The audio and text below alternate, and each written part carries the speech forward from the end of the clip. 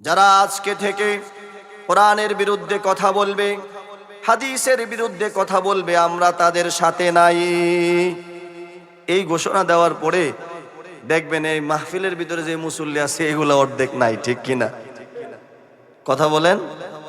কারণ আমরা কোরআনকে, ইসলামের বিধানকে আমরা আমাদের জীবনে বাস্তবায়িত করে নেই নাই। আমরা নিয়েছি কোরআনকে যখন আমাদের কোনো ব্যক্তি মারা যাবে একটু তেলাওয়াত করার জন্য, ঠিক কিনা? কথা বলেন।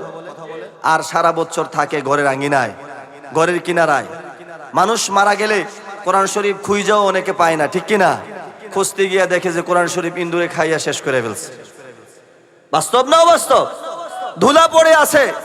তাহলে যে কোরআন আল্লাহ পাক রব্বুল আলামিন মানব জাতির জীবন গঠন করার জন্য দিল, যে কোরআন আল্লাহ পাক রব্বুল আলামিন মানুষের জীবন সুন্দর করার জন্য দিল, যে কোরআনে মুসলমানদের বিধান রাখা হলো, যে কোরআনকে মুসলমানদের জীবন বিধান বলা হলো, সেই কোরআন আজকে মানুষ দরেও দেখে না, ঠিক কিনা?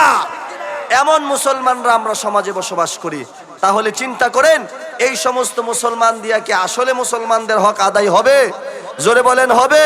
যার কারণে আজকে শত শত হাজার হাজার মুসলমান আছে বাংলার জমিনে, কিন্তু যখন ইসলামের ডাক আসে, রাসূলকে নিয়ে যখন কটূক্তি করা হয়, কোরআনকে যখন অপমান করা হয়, যদি ডাক দেওয়া হয় কোরআনের জন্য জীবন দিতে হবে, রাসূলের জন্য জীবন দিতে হবে, তখন লোক খুঁজে পাওয়া যায় না, ঠিক কিনা?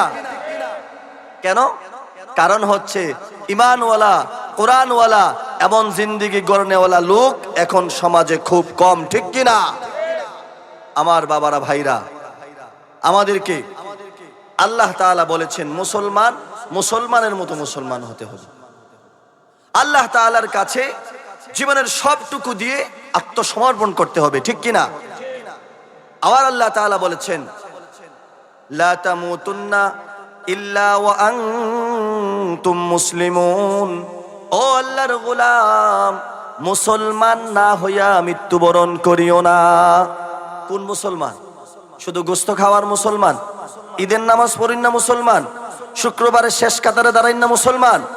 না, এমন মুসলমান যে মুসলমানের সামনে কোরআনকে অপমান করা হলে সাথে সাথে জীবন দিয়ে দাঁড়িয়ে যাবে, ঠিক কিনা?